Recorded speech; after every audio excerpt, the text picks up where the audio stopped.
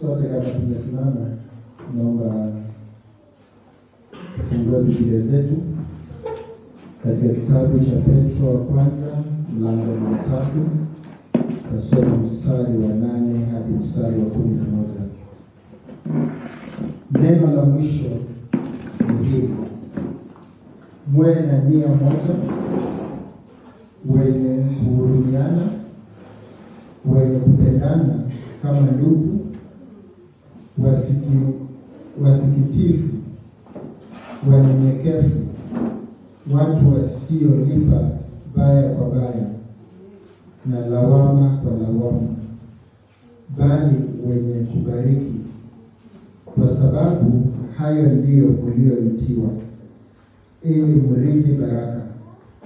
Kwa maana atakaye kupenda maisha na kuona siku njema, auzuie ulimi wake usinene mabaya, na midomo yake isiseme hila, na aache mabaya, atende mema, atafute amani, aifuate sana, kwa kuwa macho ya Bwana huelekea wenye haki, na masikio yake husikiliza maombi yao, bali uso wa Bwana ni juu ya watenda mabaya.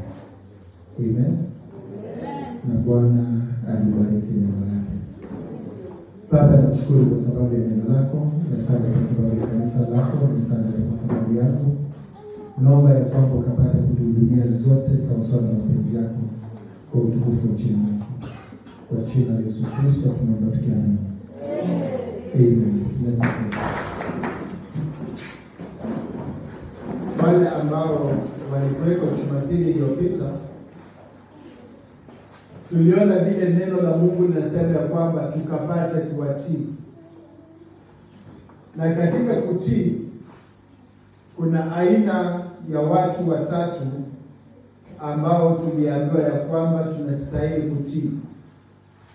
Aina ya kwanza ni ya kwamba tutii wenye mamlaka. Huo ulikuwa katika mlango wa 2 mstari wa 13. Alafu tukasema aina ya pili ni ya kwamba mahala ambapo unafanya kazi ukapate kutii viongozi wako. Katika mlango wa 2 mstari wa 18 hadi mstari wa 25. Alafu kutii kwa mwisho tukawa tunaambia kwamba tukapate kutii katika boma, kwenye ndoa. Mlango ni wa 3 mstari wa 1 na mstari hadi mstari wa 7, ya kwamba tukapate kutii. Leo nataka tuone vile Petro anaambia kanisa hili ya kwamba kuna njia ya baraka. Zote tunatamani kubarikiwa katika maisha yetu, lakini lazima tuelewe ya kwamba kuna njia ya kubarikiwa katika maisha yako. Na haya ndiyo anayosema ya kwamba lazima tuwe na nia ama mtazamo fulani katika maisha yetu kama Wakristo. Ili tukapate kubarikiwa, lazima tukapate kuwa na ule mtazamo ambao Petro anaambia hili kanisa. Katika mtazamo wetu au nia zetu, anatuambia tukapate kuwa na mtazamo kwa aina 5 katika hizo mistari ambazo tumepata kusoma. Mstari huo wa 11 anaanza anasema ya kwamba hili ndio neno la mwisho, ya kwamba muwe na nia moja. kama mnataka kubarikiwa katika maisha yenu, lazima tukapate kuwa na nia moja. Amen.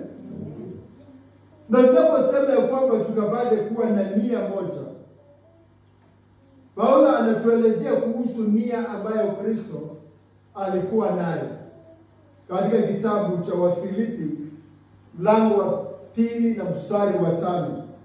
Anasema ya kwamba tukapate kuwa na nia ya Kristo katika maisha yetu. Lazima tukapate kuyatazamia mambo jinsi Kristo alivyokuwa anayatazamia. Nia ya Kristo ilikuwa namna gani? Ya kwamba Kristo alikuwa ni mnyenyekevu, alikuwa ni mtiifu. Kwa hivyo na sisi katika maisha yetu lazima tukapate kuwa na hiyo nia ya utiifu, nia ya unyenyekevu. Amen. Nia nyingine ambayo Paulo anaambia Wakristo, anawaambia katika kitabu cha Warumi mlango wa 12 na mstari wa 2, anasema ya kwamba mkapate kubadilishwa nia zenu. Kwa hivyo lazima tukapate kubadilishwa nia zetu katika maisha yetu. Neno Mungu linaposema tubadilishe nia yetu, ni kwamba kuna vile tunawaza mambo, lakini lazima tukapate kuwaza kwa njia tofauti. Kuna vile tunayachukua mambo, lakini lazima tukapate kuyachukua kwa njia tofauti. Neno Mungu linaposema kuhusu kuokoka, kubadilishwa, inasema tena kubadilisha nia zetu. Na kwamba mtu anapookoka anabadilishwa nia yake. Kitu kingine ambacho Paulo anawaambia kanisa, napoangalia katika kitabu cha Wafilipi mlango wa 4 kuanzia mstari wa 4 hadi mstari wa 7, anasema ya kwamba tukapate kuwa watu wa furaha na tukapate kuwa watu wa kufurahia. Kuwa na furaha na kufurahia, na kwamba unafurahia yale mambo ambaye unapitia ndani katika maisha yako, na ukapate kuwa mtu wa furaha katika maisha yako. Taangalia katika kitabu cha Wafilipi mlango wa 4 vile nimesema, mstari wa 7, mstari wa 4 hadi 7. Kitu cha mwisho Paulo anawaambia Wakalatia ya kwamba wakapate kuwa na tunda la Roho. Na hili tunda la Roho limekuwa summarized katika kitabu cha Wakalatia mlango ni wa 5 kuanzia mstari wa 22 hadi mstari wa 25. Kwa hiyo tunaporudi katika Petro anasema ya kwamba mkuwe na nia moja, like minded. Na kwamba katika maisha yetu kama Wakristo tukapate kuwa na mawazo sawa. Wanapokuwa mahali watu kadhaa, watu ambao wako na nia moja, si ya kwamba hawakosani katika mazungumzo yao, si ya kwamba chochote ambacho kila mtu anasema wanakubaliana nacho, lakini kwa sababu Mungu katika nia moja ya kwamba mnaleta yale mambo yote pamoja. Kila mtu anakuwa na mtazamo wake, kila mtu anakuwa na mambo yake, mnaleta yale mambo, mnachatiliana pamoja. Na mnapochatiliana pamoja yale mambo, mnafika mahali mnasema huu ndio msimamo wetu, tunataka tuende kwa njia hii. Watu wa nia moja, ya kwamba huu ndio mtazamo wetu. Haya ndio mambo vile tunataka yaende, tukapate kutembea pamoja ili tukapate ushindi katika maisha yetu. Watu wa nia moja. kufanya vitu zozote, mnaleta mawazo yenu pamoja na mnajadiliana, mnasema hivi ndivyo tunataka tuende, hivi ndivyo tunataka tuyafanye yale ambayo tunataka kuyafanya. Lakini wale ambao hawana nia moja, wakati mtu anaposema tunataka tufanye hii, hata badala ya kuona kwamba ni kwa nini anataka tufanye hivyo, yeye kazi yake ni kupinga, anasema tufanye hivi. Leo huwa ninaambia watu kuhusu Wakristo ambao kazi yao ni kutawanya. Wakati watu wanaposema tunafanya hivi, hata kama wamekubaliana wote tunataka tuende kwa njia hii, wakati yeye anapoingia anafanya yale ambayo ni tofauti. Na wanapofanya hivyo, hakuna vile wanaweza kufaulu katika maisha yao, kwa sababu nia yao sio moja. Kwa hivyo Petro anaambia hili kanisa na kwamba tukapate kuwa watu wa nia moja katika maisha yetu. Tunaposema tunataka tuende kwa njia hii, kwa sababu tumekubaliana tunapoenda kwa njia hii, matokeo yake yatakuwa ni haya. Kwa hivyo mnaenda kwa hiyo njia kwa sababu mmechua ya kwamba haya ndiyo matokeo yake. Watu wa nia moja. Amen. Yesu alipokuwa na wanafunzi wake, wote walikuwa na nia moja. Chochote ambacho alikuwa anawaelezea, angewaambia nataka tuende mahali fulani, wao wanaenda pale mahali kwa sababu walikuwa na nia moja. Wakati Yesu aliambiwa ya kwamba mmoja wa marafiki wake Lazaro amekuwa mgonjwa, akaambia wanafunzi wake, hebu twende tukamwamshe.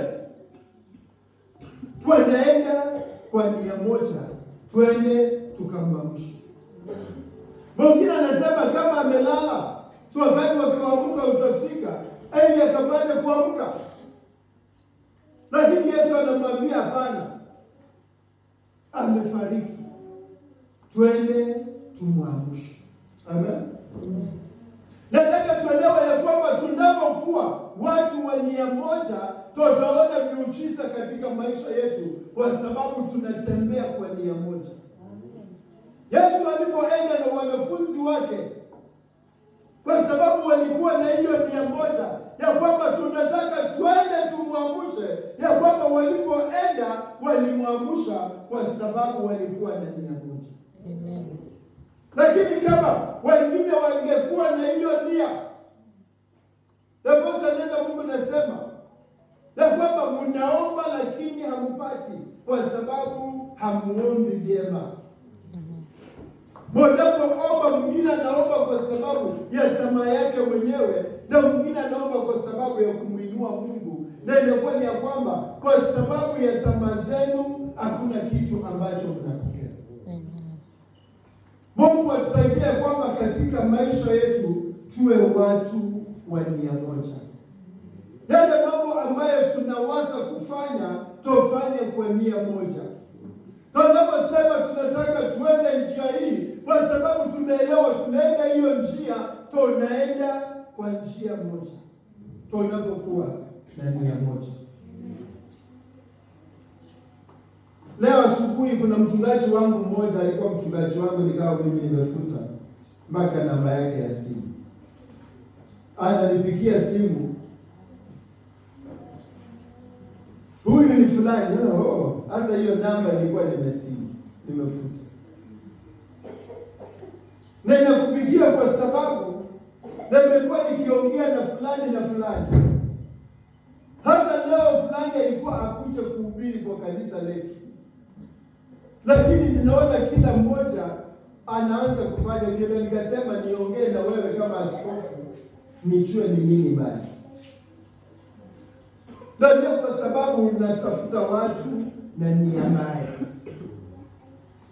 Kama zaidi ya mwaka mmoja hatujawahi kuzungumza na wewe, kwa hiyo unanitafuta ili sasa nikapate kuwashawishi wale watu waende kwako. Hiyo ni nia mbaya. Hivyo sio kutembea pamoja. Wale watu ambao wana nia moja wanatembea pamoja. Wanapopanga kitu chochote ambacho wanapanga, wanafanya pamoja. Na hayo ndio Mungu anatuitia kama tunataka tubarikiwe katika maisha yetu. Tutembee kwa nia moja. Amen. Alafu nia ya pili anasema ya kwamba tukapate kuwa watu wa huruma.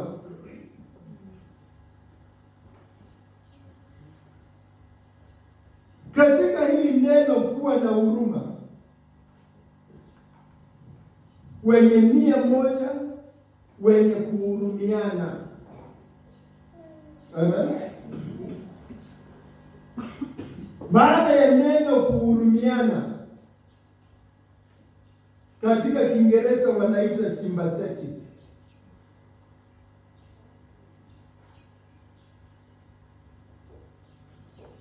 Hili neno sympathetic ama compassion ni kwamba unamhurumia mtu.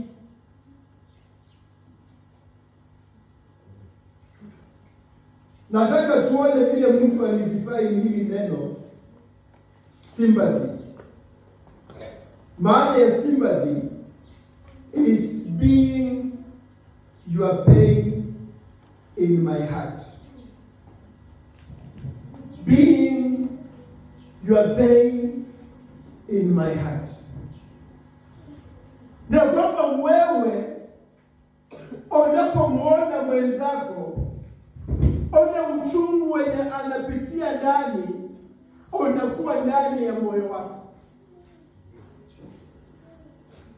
Unahisi ule uchungu ambaye anapitia ndani. Kama kuna kitu chochote ambacho kilikuwa kinamfanya Yesu awafanyie watu miujiza, na kwa sababu alikuwa anahisi uchungu wao, anahisi yale mambo ambayo walikuwa wanapitia ndani. Mtu anapokuambia ya kwamba ni mgonjwa, na kwamba anaishi ule ugonjwa ambayo huyu mtu anapitia ndani ya moyo wake. Lakini sisi ni ya kwamba kama sio wewe unapitia ndani, unamwambia tu pole na unaenda zako. Lakini yule mtu ambaye anapitia ndani, ule uchungu wenye anapitia ndani, na kama ni yeye ndiye anapitia katika ule uchungu, anachukua hatua ya pili kwa kumsaidia huyo mtu. Kwa wale marafiki ambao walienda kumtembelea Ayubu wakati alikuwa anaumia, na wakati walipoenda kumtembelea, walipoona uchungu wao ambao alikuwa anapitia ndani, hata maneno yalikosa yenye wangelisema, lakini hawakuhisi uchungu wenye huyu alikuwa anahisi. Wakaanza kumlaumu, wewe unapitia kwa haya kwa sababu ya dhambi ambayo umefanya. Bado Ayubu anajiona kama mtenda dhambi, ndio sababu anapitia kwa yale machungu yenye alikuwa anapitia ndani. Hawa hawakuona ule uchungu wenye alikuwa anapitia ndani, waliona dhambi ambazo alikuwa ametenda. Na hiyo ndio inafanya watu wanaanza kuwachekelea wengine. Wanapoona fulani amepitia katika uchungu fulani, wanaanza kumchekelea. Alisema yeye ako hivi na hivi, mbona sasa anapitia kwa yake? Hapitii katika ule uchungu, aweki ule uchungu wenye anapitia ndani katika maisha. Na haya ndio mambo ambayo Petro anaambia hili kanisa, ya kwamba mkapate kuchukua uchungu wa wale wengine muweke ndani ya mioyo zenu. Na unapochukua uchungu wa wale wengine katika mioyo zenu, ya kwamba utachukua hatua ya kumsaidia kwa yale ambayo anapitia nayo. Nina kikundi ambacho ninakuwa na wao, na katika hiki kikundi tukasema mtu akiwa na shida yoyote, kila mmoja atoe pesa kiasi fulani kumsaidia. Kama mmoja amepata, tulisema sio tu shida, hata raha tumsaidie. Kwanza kama wawili wamepata raha, wanafanya harusi ya watoto wao. Baba nafika mahali wanasema kwa sababu ni hawa ni wawili, tukawe vile wao tunakawa na wakawane. Kwambia hapana. Tulisema mtu na hawa ni mtu.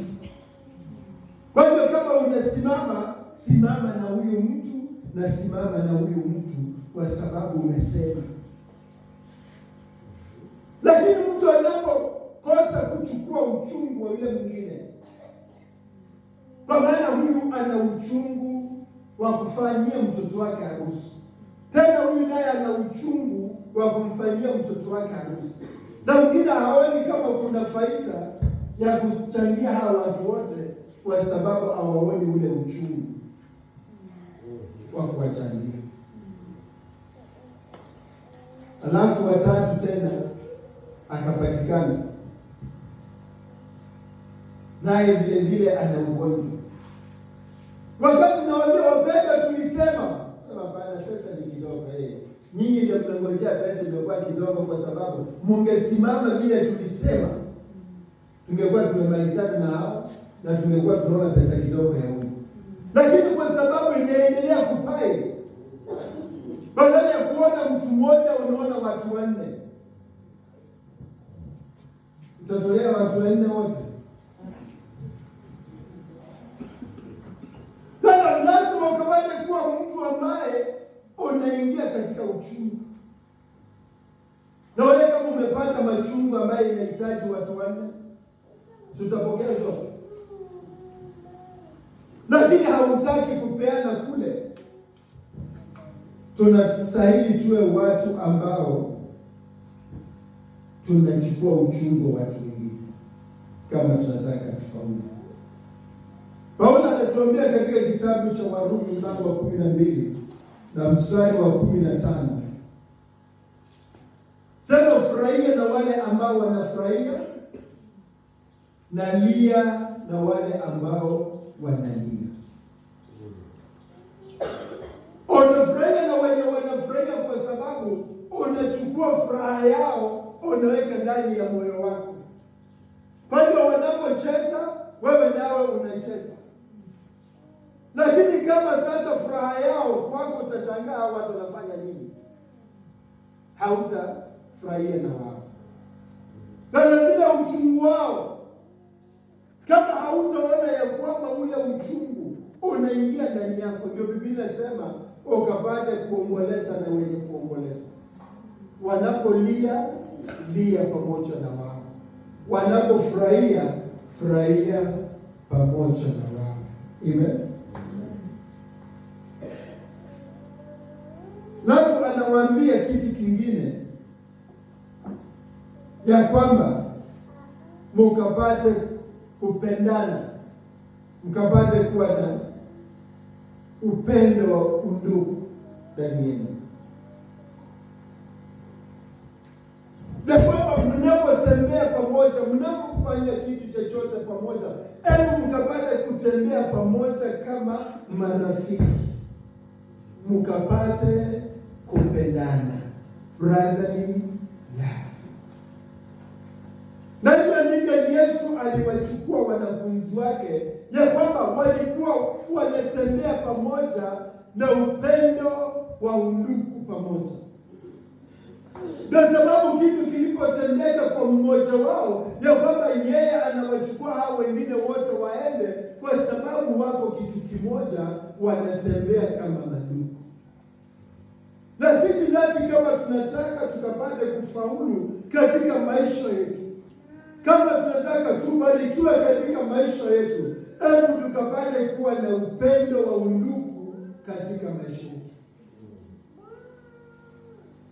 Yesu akawaambia wanafunzi wake, mimi siwaiti watumwa,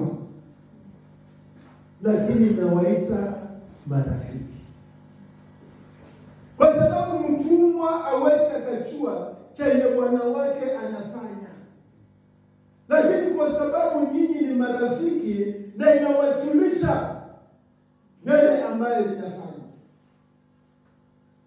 Najua watu wanaweza kuwa wanatembea pamoja, wanafanya mambo pamoja, lakini hakuna siri yeyote ambaye anaweza kumwambia mwenzake, haswa ikifika ni ya kwamba ni siri ya ufanisi.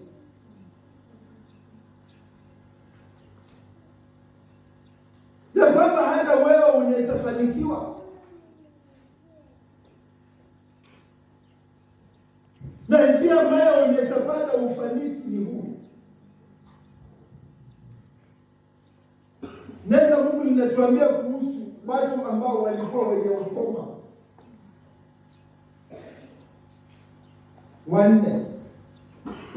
Hao watu wanapokuwa pale wenye ukoma, walikuwa wanatengwa na watu wengine kwa sababu wangeambukiza wengine.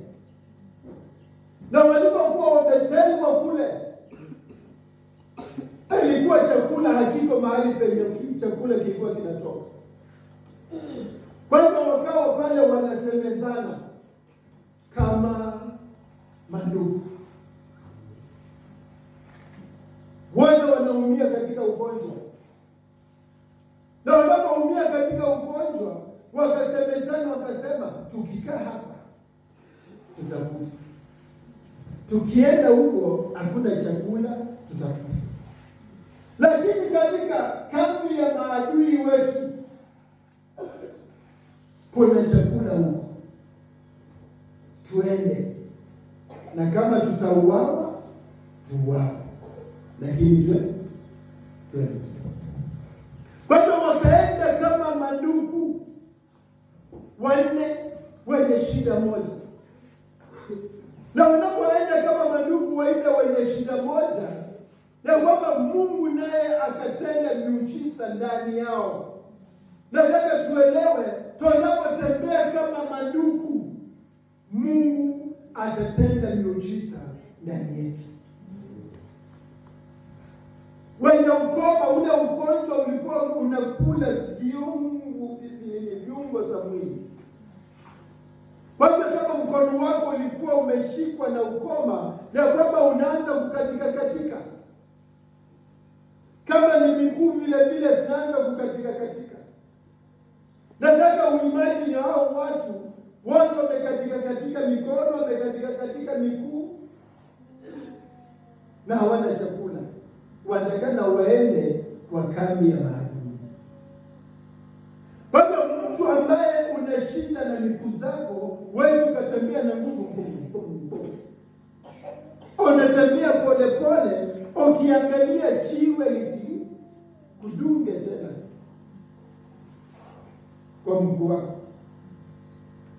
Lakini Mungu naye akafanya wanapotembea pole pole, na kwamba sauti yenye inatoka pale ni kama sauti ya jeshi.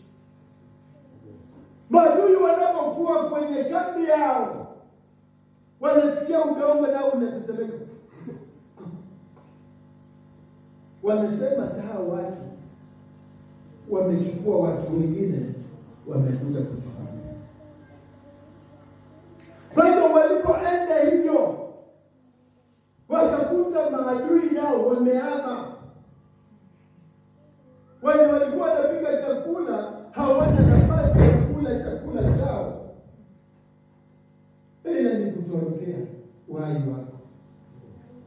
Bado wanapoingia hema la kwanza wanakula chakula ndio hicho.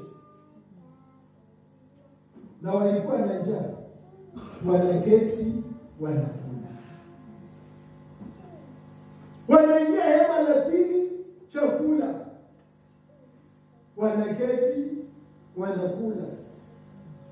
Na unapoangalia ndani ya hiyo hema, chakula kingine iko ilitapikwa. Tena wakasemezana kama mandugu, wapendwa, kile ambacho tunafanya sio kizuri. Leo ni siku ya habari njema. Twende tukawatangazia wenzetu ya kwamba kuna chakula mahali fulani. Lakini kama ni wewe katika uchoyo wako, uchukue yako uende kujifichie wema. Lakini wao wanaenda wanaambia wengine, tafadhali kuna chakula, njooni wakachukue chakula. Walienda kama wandugu, wakatembea kama wandugu, wakafaulu kama wandugu. Wakaenda kuambia wenzao, ndugu zao, njooni kuna chakula. Kama tunataka kufanikiwa katika maisha yetu, nataka tuelewe, Petro anasema tukue na nia moja. Petro anasema tukapate kuhurumiana. Petro anasema tukapate kuwa na upendo wa undugu ndani yetu. Kama hatuna hiyo, hatuwezi tukaendelea.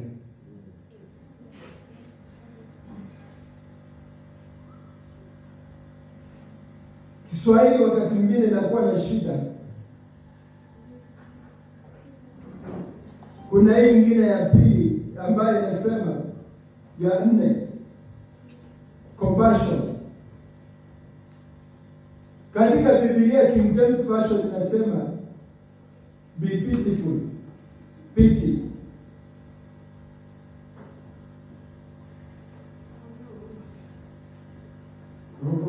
Ni huruma pia kwa Kiswahili, lakini Kiingereza ni tofauti.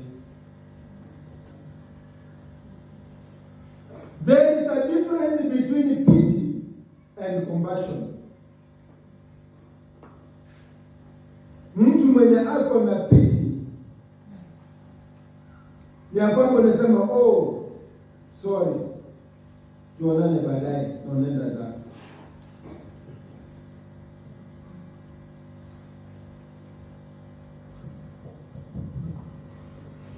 Lakini unaingia compassion, unaingia ndani usaidie, muhurumiane.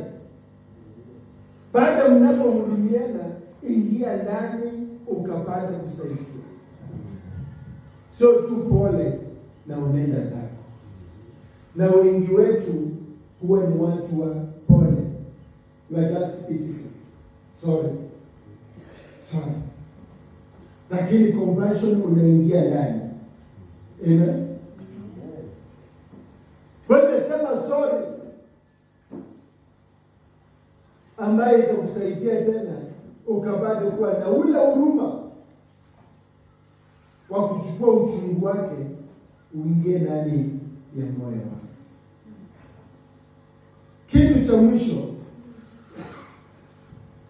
anasema mkapate kuwa wanyenyekevu.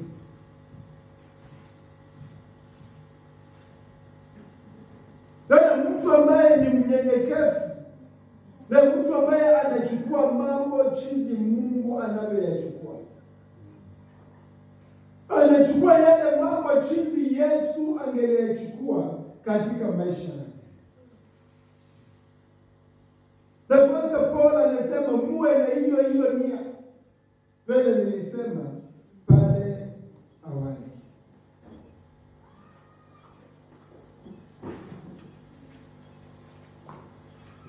Baada ya kufanya haya mambo matano ambayo Petro anaambia watu,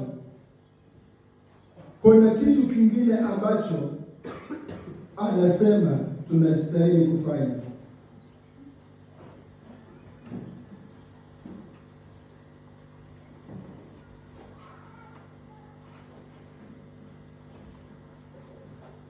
Kitu cha kwanza ni ule unyenyekevu. mpaka tukapata kunyenyekea. Mtu ambaye ni mnyenyekevu anaangalia huruma wa Mungu katika maisha yake ili akapata kuendea na hawa watu wengine.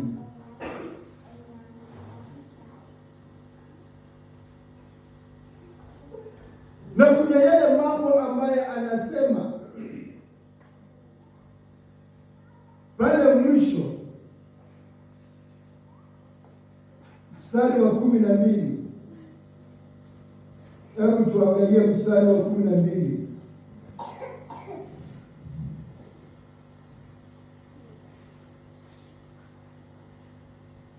Na aache mabaya.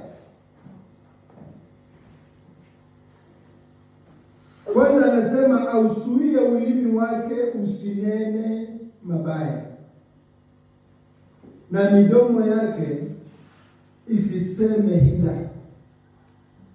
Na aache mabaya, atende mema, atafute amani.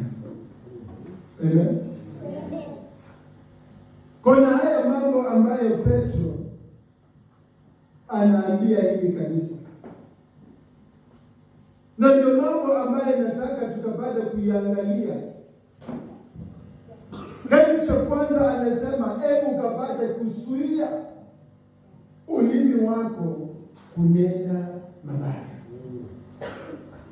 Kama kuna kitu ambacho kinaharibu uhusiano wowote, huwa ni ulimi wetu. Na kwamba yale mambo ambayo tunanena yanapowafikia watu wengine yanaharibu uhusiano wetu. Mimi uhusiano wangu na mchumba yangu mwenye nilikuwa nampenda sana uliharibika kwa sababu ya ulimi. Mtoto wake anataka ya kwamba afanye anitumie mimi ili yeye aonekane ni mzuri na mimi nionekane ni mbaya vile nilikuwa nataka kuwasaidia. Akaingia akaambia mke wake, uliambia nini afai? Kwa maana afai alikuwa anajaribu kuwaleta pamoja. Pigia baba yangu simu akwambie chenye afai alisema. Hiyo kitu ilifanya kwamba sitakani kumwona mchumba yangu. Mwambie tutakutana tuko matano. Uhusiano wenye ulikuwepo mzuri ukaharibika kwa sababu ya kunena mabaya. Nataka tuelewe ya kwamba ulimi wako unaweza haribu ama ulimi wako unaweza jenga. Na kama wewe ni mtu ambaye unaiwajali watu wengine, neno linasema ya kwamba zuia ulimi wako usinene mabaya. Amen. Alafu kitu cha pili anasema ya kwamba uachane na maovu, utende mema. Kwa sababu unataka mubarikiwe, wewe wachane na maovu, anza kutenda mema. Turn away from evil and do good. Alafu jambo la mwisho anasema tafuta amani na uikimbilie. Seek peace and pursue it. Tukapata kuwa na hii nia ambaye ametuelezea. Na kwamba uanze kuwa na hiyo nia ambaye ametuelezea, mbele nimesema tukapata kuwa na nia moja. Tukapata tunahurumiana. Tukapata kuwa na upendo wa undugu. Tukapata kuwa watu ambao tunaishi. Na unamwambia mtu pole. Na unapata kuwa mtu mnyenyekevu. Hiyo ni nia ambayo unataka ukuwe nayo katika maisha yako. Lakini baada ya hii, hebu kapata kutafuta haya mambo matatu ambayo Petro anaambia hili kanisa. uchunge ulimi wako, wachana na mabaya, tafuta mazuri, alafu tafuta amani. Paulo anasema ya kwamba tafuta kuwa na amani na kila mtu. Kwa hiyo katika uhusiano ambao mnakuwa nao, ya kwamba tutafute kuwa na amani na kila mtu katika maisha yetu kama tunataka kufaulu. Amen. Petro anapoandikia watu, vile nilisema, kuna shida ambazo walikuwa wanapitia ndani, na kwa sababu walikuwa wanapitia katika hiyo shida, wangelichukua hiyo shida iwaongoze, hakuna vile wangefaulu katika maisha yao. Hebu wawachane na hiyo na watafute amani katika maisha. Hebu tusimame.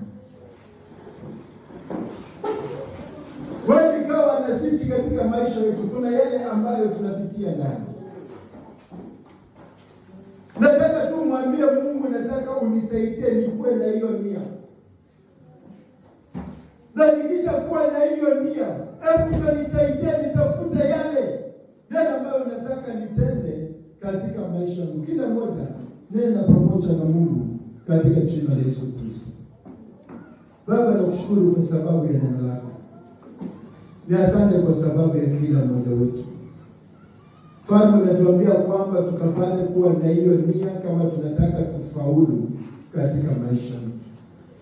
Na naomba ya kwamba kana kuna yeyote ambaye anastahili kusaidiwa, ili akapate kuwa na hiyo nia, hebu Mfalme ukapate kumsaidia hivi sasa katika jina la Yesu Kristo, ili akapate kuwa na hiyo nia katika maisha, akapate kutafuta kutenda mema.